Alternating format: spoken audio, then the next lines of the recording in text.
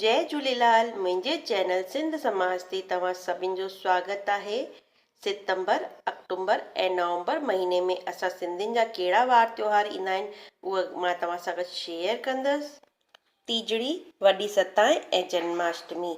इन खां पोइ ईंदी पछ बारस जेकी कि 11 सितंबर ते आहे। सफ़र महीने जो आख़िरी ॿुधर यानी कि सफ़र पोइ अरबा 13 सितंबर ते। उन खां पोइ गणेश जयंती जेकी कि 19 सितंबर मंगल। उन खां पोइ 23 सितंबर छंछरु ॾींहुं राधाष्टमी यानी कि महालक्ष्मी सॻड़ा ॿधण जो ॾींहुं। 27 सितंबर बुधर जे ॾींहुं वनबदरी यानी कि अबूज महूरत जो ॾींहुं। उनखां पोइ 19 सितंबर जुमे ॾींहुं श्राद्ध चालू थी वेंदा।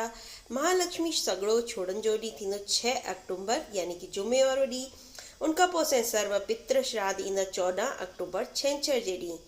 शारदीय नवरात्रा चालू थी वेंदा 15 अक्टूबर आर्तवार जे ॾींहं खां। असुअ जो चंड 16 अक्टूबर सूमर जे ॾींहुं।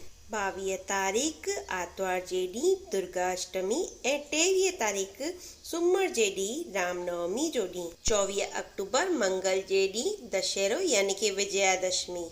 करवा चौथ जो व्रत 1 नवंबर बुधर जे ॾींहुं। धनतेरस 10 नवंबर जुमे ॾींहुं। अची वई असांजी ॾियारी 12 नवंबर आर्तवार जे ॾींहुं। उन खां पोइ असांजो चंद्र दर्शन यानी कि कार्तिक महीनो चालू 14 नवंबर मंगल जे ॾींहुं।